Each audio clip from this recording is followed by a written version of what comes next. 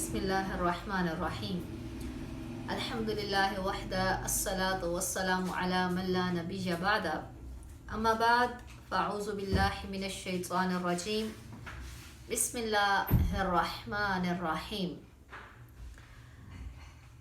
تبیان القرآن اکیڈمی کے plate form سے آپ سے مخاطب ہوں اور سورۃ البقرہ کی ہم تفسیر کر رہے تھے۔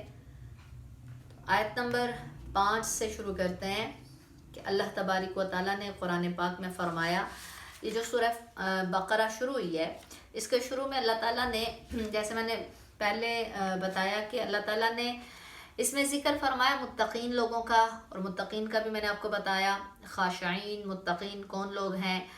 اللہ تعالیٰ نے یہاں پہ بھی صفات بیان فرمائی کہ الذین یؤمنون بالغیب، جو غیب پر ایمان رکھتے ہیں، جو نماز کو قائم کرتے ہیں، جو اللہ کے دیے ہوئے رزق میں سے خرچ کرتے ہیں، اور جو آقا علیہ السلام پر نازل کیا گیا اس پر ایمان لاتے ہیں، اور جو آقا علیہ السلام سے پہلے نازل کیا گیا اس پر بھی وہ ایمان لاتے ہیں۔ اب ان کے بارے میں اللہ تعالیٰ فرما رہے ہیں اولئک علی، یہی وہ لوگ ہیں، ہدی من ربہم، جو اپنے رب کی توفیق سے ہدایت پر ہیں۔ کون سے لوگ؟ جن لوگوں میں یہ صفات پائی جاتی ہیں۔ اب آپ نے اپنا جو ہے محاسبہ کرنا ہے، اپنے آپ کو دیکھنا ہے کہ آیا ہم میں یہ جو ہے علامات پائی جاتی ہیں کہ نہیں۔ علامات کیا ہے؟ جو ہدن ہدایت والے لوگوں میں علامت جو اللہ تعالیٰ نے فرمائی ہے، وہ پہلی علامت یہ فرمائی ہے کہ اللہ تعالیٰ فرما رہے ہیں کہ ایمان والے وہ ہیں جو غیب پر ایمان رکھتے ہیں، ایمان والے وہ ہیں جو نماز کو قائم کرتے ہیں، ایمان والے وہ ہیں جو اللہ کے دیے ہوئے رزق میں سے خرچ کرتے ہیں، ایمان والے وہ ہیں جو آقا علیہ السلام اور آپ سے پہلے جو کچھ بھی کتابیں، صحائف، انبیاء آئے ہیں ان سب کو وہ مانتے ہیں۔ تو اگر تو یہ آپ میں تمام علامات ہیں تو پھر تو خوشخبری ہے اور مبارک ہے کہ آپ میں ایمان اور ہدایت اور فلاح موجود ہے۔ اب دیکھیے اولئک علی ہدی من ربہم، اللہ کہہ رہا ہے ان تمام صفات سے متصل لوگ جو ہیں اپنے رب کی توفیق سے ہدایت پر ہیں۔ وَأُولَئِكَ، اور یہی لوگ ہیں، ہم المفلحون، جو کہ دونوں جہاں میں فلاح پانے والے ہیں، یعنی کامیاب لوگ ہیں۔ فلاح جو ہے وہ کسی جزوی کامیابی کو یا وقتی کامیابی کو فلاح نہیں کہا جاتا ہے۔ مطلب کسی ایک معاملے میں کامیاب ہو جانا، جیسے انسان کا رزلٹ آتا ہے نا، تو بعض سبجیکٹ میں وہ کامیاب ہو گیا، بعض میں ناکام رہ گیا، تو اس کو آپ کامیاب تو نہیں کہیں گے، کسی میں وہ نکل گیا، کسی میں وہ رہ گیا۔ تو فلاح بھی جو ہے یہ کسی وقتی یا جزوی یا ایک حصے کی کامیابی کو فلاح نہیں کہا جاتا ہے۔ فلاح اس شخص کو کہا جاتا ہے جو تمام دینی دنیاوی معاملات میں کامیاب ہو گیا۔ اچھا، اب یہاں سے اللہ تبارک و تعالیٰ جو ہے وہ کافروں کا ذکر کر رہے ہیں۔ پہلے اللہ تبارک و تعالیٰ نے متقین کا ذکر کیا، اب یہاں سے کس کا ذکر کیا جا رہا ہے؟ کافروں کا ذکر یہاں سے کیا جا رہا ہے کہ اللہ تعالیٰ نے فرمایا ان الذین، بے شک وہ لوگ، کفروا، جنہوں نے کفر کیا، سواء، برابر ہے، علیہم، ان لوگوں کے لیے یعنی کافروں کے لیے برابر ہے، انذرتہم، کہ حبیب صلی اللہ تعالی علیہ وسلم برابر ہے ان کے لیے کہ آپ انہیں ڈرائیں، ام لم تنذرہم، یا انہیں نہ ڈرائیں، لا یؤمنون، وہ ایمان نہیں لائیں گے۔ آپ انہیں دعوت حق دیں، آپ انہیں ڈرائیں، آپ انہیں دوزخ سے ڈرائیں، آپ انہیں اللہ کے غضب سے ڈرائیں، آپ کچھ بھی کریں، لیکن وہ ایمان نہیں لائیں گے، وہ آپ کی دعوت کو قبول نہیں کریں گے۔ کیوں قبول نہیں کریں گے؟ ختم اللہ علی قلوبہم، کیونکہ اللہ نے مہر لگا دیا ان کے دلوں پر، مہر لگ گئی بھی ان کے دلوں پر، اس لیے وہ ایمان نہیں لائیں گے، وہ آپ کی بات کو نہیں مانیں گے، وہ دعوت حق کو قبول نہیں کریں گے، کہ اللہ نے مہر لگا دی ان کے دلوں پر، وعلی سمعہم، اور ان کے کانوں پر بھی مہر لگ گئی، وعلی ابصارہم، اور ان کی آنکھوں پر غشاوۃ، پردہ ہے، وَلَهُمْ عَذَابٌ عَظِيمٌ، اور ان کے لیے دردناک عذاب ہے۔ اس لیے وہ آنکھوں پہ پردے پڑ گئے ہوئے ہیں، دل پہ مہر لگ گئی ہوئی ہے اور سماعت یعنی کانوں پہ مہر لگی ہوئی ہے، لہٰذا آپ انہیں قرآن سنائیں، آپ انہیں ڈرائیں، آپ انہیں نہ ڈرائیں، آپ انہیں اللہ کا خوف دلائیں، آپ انہیں دوزخ کی بات بتائیں، وہ ایمان نہیں لائیں گے۔ اب یہاں پر لوگ جو ہے نا ایک نئی بحث چھیڑ دیتے ہیں۔ وہ نئی بحث کیا چھیڑ دیتے ہیں؟ لوگ کہتے ہیں جی وہ بیچاروں پر تو اب اللہ ہی نہیں چاہ رہا، اللہ نے مہر لگا دی تو وہ کیسے ایمان لے آئیں گے؟ یعنی اللہ کا حکم ہی نہیں ہے۔ یہ سوال آپ کے ذہن میں بھی آتا ہو کہ اللہ کا حکم ہی نہیں ہے، اللہ نے مہر لگا دی ہے تو پھر ایمان کیسے لائیں گے؟ اللہ مہر نہ لگاتا تو شاید وہ ایمان لے آتے۔ یہاں پر ایک چھوٹی سی بات سمجھتے ہیں، چھوٹی سی بات، وہ چھوٹی سی بات میں آپ کو ایک مثال سے سمجھاؤں، شاید آپ کو سمجھ آ جائے میری بات۔ انسان کی اپنی جانی صحت ہے نا، انسان کی اپنی ذات، شخصیت، تو اللہ تعالیٰ نے ہماری یہ جو انسانی شخصیت ہے، ہماری جو ذات ہے، تو ہمارے لیے بھی کچھ ضابطے اللہ تعالیٰ نے مقرر کیے ہیں نا، کچھ لیمٹس رکھی ہوئی ہیں ہر چیز کی۔ مثال کے طور پہ ایک انسان ہے، اسے کوئی بیماری لگ جاتی ہے، کوئی جگر کا ہی مسئلہ کسی کو ہو جاتا ہے، کوئی سی جگر کا مسئلہ ہے، وہ پرہیز نہیں کرتا، مسلسل، یعنی آپ معاملہ شروع ہوتا ہے فیٹی لیور ہے، یہاں سے بات شروع ہوتی ہے۔ جی ڈاکٹر اگر آپ کو یہ کہتا ہے کہ جی فیٹی لیور ہے، آپ نے چکنائی نہیں کھانی ہے، آپ نے یہ کام نہیں کرنا ہے، یہ نہیں کھانا ہے، یہ نہیں کھانا ہے، آپ اس کی بات نہیں مانتے، یعنی پرہیز نہیں کرتے، آپ مسلسل وہ اشیاء جو آپ کے جگر کو نقصان پہنچا رہی ہیں آپ وہ کھاتے جاتے ہیں، تو پھر ایک لمٹ ہے نا اس کی، اللہ نے ایک لمٹ رکھی ہے، ٹھیک ہے؟ پھر آپ بالکل نہیں مان رہے اس کی بات، بالکل آپ پرہیز نہیں کرتے، جب بالکل وہ جگر ختم ہو جاتا ہے نا، بالکل معاملہ آپ کا ڈیڈ ہو گیا، ختم ہو گیا، پھر آپ ڈاکٹر کے پاس جاتے ہیں، ہم کہتے ہیں جی اب یہ جگر خون نہیں بنا رہا ہے، کوئی دوا کریں، کوئی علاج کریں، کچھ کریں۔ اب وہاں پہ ڈاکٹر کیا کرے گا؟ وہاں پہ ڈاکٹر یہی کہے گا نا جی اس کا علاج نہیں ہے سوائے یہ کہ ٹرانسپلانٹ ہے، اس کے علاوہ اس کا میڈیسن سے اب کوئی علاج، آپ کا جگر بالکل ختم ہو چکا ہوا ہے، اب اس کا کوئی علاج نہیں ہے۔ کیا اس سے پہلے آپ کا جگر خون بنا نہیں رہا تھا؟ کیا اس سے پہلے وہ تندرستی یا وہ صحت نہیں تھی آپ کے پاس؟ کیا اس سے پہلے وہ معاملہ آپ کا اچھا چل نہیں رہا تھا؟ تو کیوں آپ کے ساتھ ایسا ہوا کہ چلتے چلتے آپ کی مشینری خراب ہو گئی، چلتے چلتے آپ کا جگر خون بنانا جو ہے وہ ختم ہو گیا، اس نے بند کر دیا خون بنانا، اس سے پہلے تو وہ بنا رہا تھا۔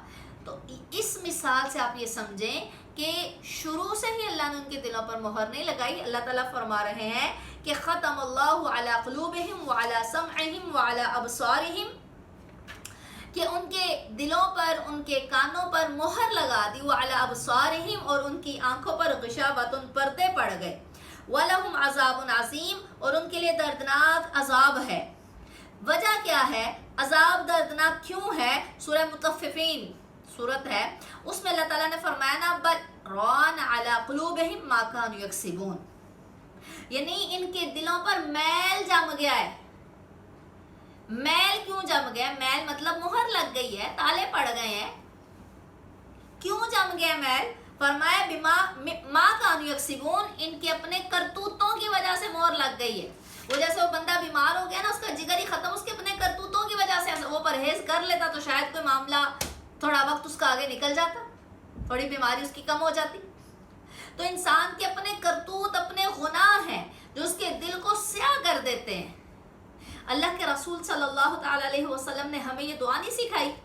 ربنا لا تزغ قلوبنا بعد اذ ہدیتنا وہب لنا من لدنک رحمہ، کہ اللہ ایمان لانے کے بعد ہمارے دلوں کو کفر کی طرف نہیں پھیرنا۔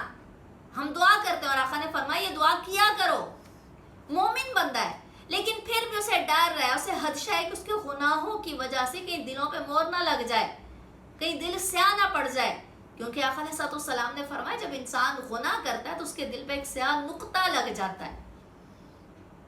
تو اسی وجہ سے اللہ فرما رہے ہیں ان کے کفر کی وجہ سے، ان کی نافرمانی کی وجہ سے ختم اللہ علی قلوبہم، ان کے دلوں پر کیا ہو گیا ہے؟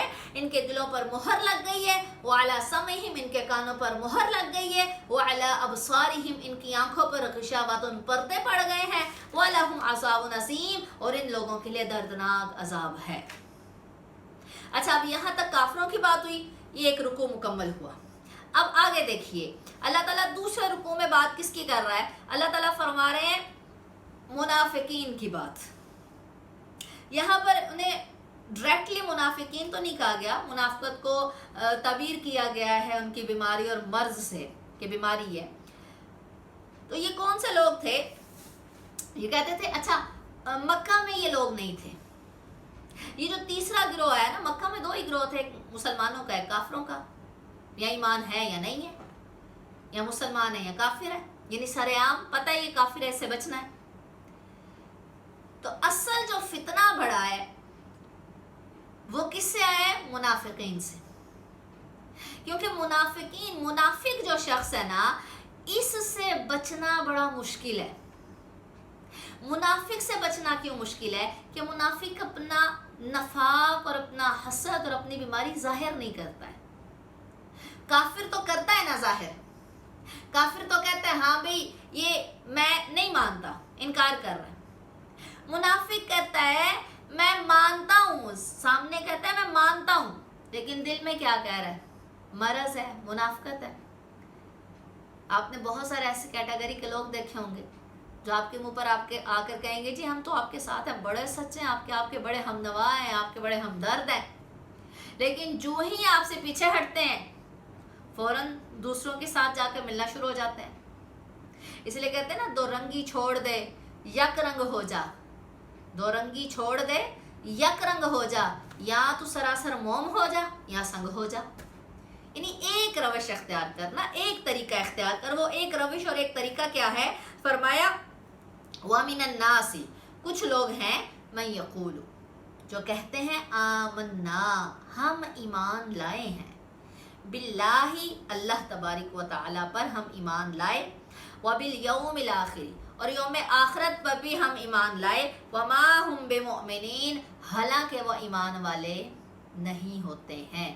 یہ خطرناک لوگ ہیں، کیونکہ کافروں کا کفر جو ہے نا، وہ سامنے ایک بندہ دشمن ہے نا، انسان کو پتہ ہے یہ میرا دشمن ہے، میں نے اس سے بچنا ہے۔ اب جو دوستی کے لبادے میں دشمن آ جائے، انسان اس سے کیسے بچے؟ جس کی دشمنی سامنے نہیں ہے، جس کا نفاق ظاہر نہیں ہے۔ تو یہ زبان سے بڑے میٹھے ہیں، زبان سے مسلمانوں کے پاس آ رہے ہیں، مسلمانوں کے ساتھ بیٹھ رہے ہیں، ان کی مسجدوں میں آ رہے ہیں، اللہ کے رسول صلی اللہ علیہ وسلم کے مجالس میں بیٹھ رہے ہیں، جنگیں کر رہے ہیں، نمازیں پڑھ رہے ہیں، روزے رکھ رہے ہیں، صدقہ بھی کر رہے ہیں، لیکن دلوں میں منافقت چھپی ہوئی ہے۔ اللہ نے نبی کے پیچھے ان لوگوں نے نمازیں پڑھی ہوئی، اللہ نے کہا میں نے قبول ہی نہیں کی ہیں۔ نبی کے ساتھ انہوں نے جہاد کیا، اللہ نے کہا میں نے نہیں قبول کیا۔ کیوں قبول نہیں کیا؟ ایمان صرف ظاہری زبان کا نام تھوڑی ہے ایمان، صرف آپ نے کہہ دیا لا الہ الا اللہ، اللہ تمہارے لیے جنت کے دروازے کھول دے گا، یہ ایمان تھوڑی ہے۔ ایمان قلب کی تصدیق کا، دل سے ماننے کا نام کیا ہے؟ ایمان۔ انما الاعمال بالنیہ، کہ نیت آپ کی کیا ہے؟ نیت کو خالص رکھنا ہے۔ تو یہاں پر یہ لوگ کیا کر رہے ہیں؟ وَمِنَ النَّاسِ، کچھ لوگ ہیں مَن یقولو، جو کہتے ہیں آمنا باللہ، ہم ایمان لائے، بالیوم الآخری، اللہ پر اور یوم آخرت پر، وما ہم بمؤمنین، حالانکہ وہ مومن نہیں ہیں۔